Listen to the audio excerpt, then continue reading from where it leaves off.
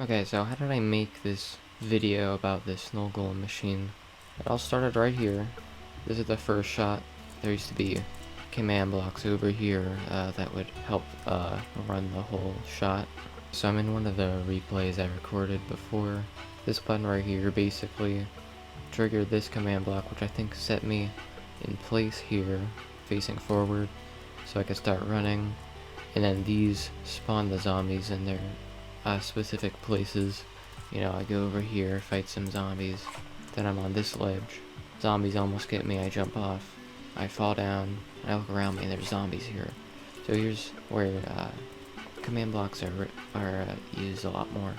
Down here, I have a repeating command block set to basically detect whenever I'm in in a 3x3 radius above it.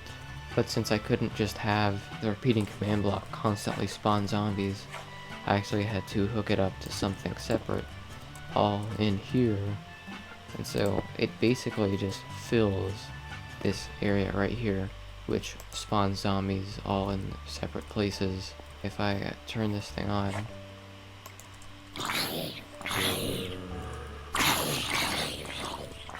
it filled this block right here. I have a kill switch right here.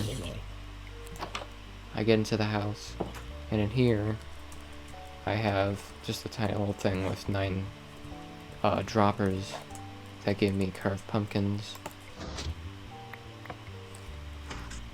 And so the next thing is the big part, and actually behind this dirt block, I have 2 command blocks that fill in the snow, but actually back here, I have a chest filled with snow, just in case it was survival. You could just place it. Then all you do is press the button and hold right click.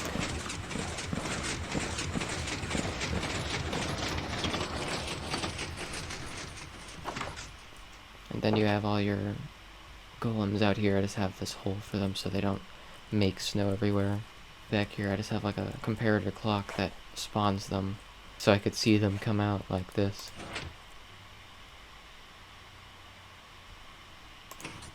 So how does this machine work? Basically, I press this button, this piston pushes up this boat. The boat is an entity, so the tripwire hooks detect it. Instant transmission over here to this piston. Whenever it gets a signal, it updates that cobblestone wall, and this observer detects it, and 0 ticks this piston, which places the redstone block here, unpowers this redstone torch, which unpowers this redstone, and causes this flying machine to go.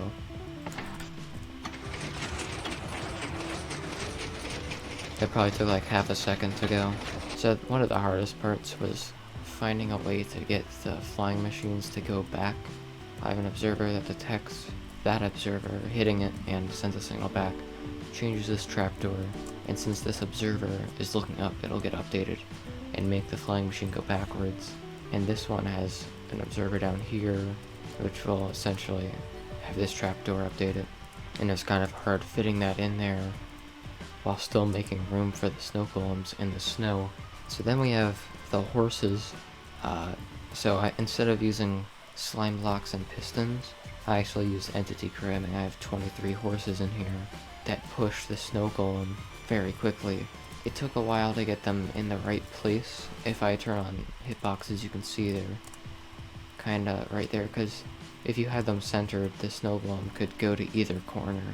And the command block here just spawns a bunch of horses. The command blocks were not active during the activation of the machine. And I have a melon here because it doesn't connect to these cobblestone walls. If those cobblestone walls were connected, the horses would actually be a half a block higher, because their hitboxes are so big.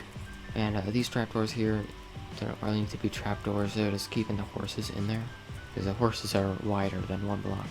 And so here's where I kind of had to sacrifice the health of some of the snow golems with a bubble column to get them to go up, because water hurts them.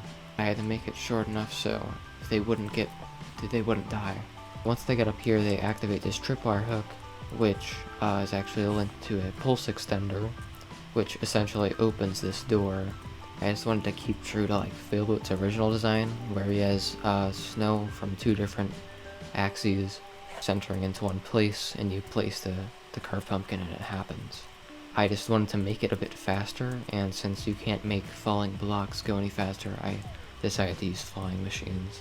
And this whole kind of system right here is from Nimbon. And something I didn't really notice was a good thing about this, until someone told me, was how easy it is to redo it.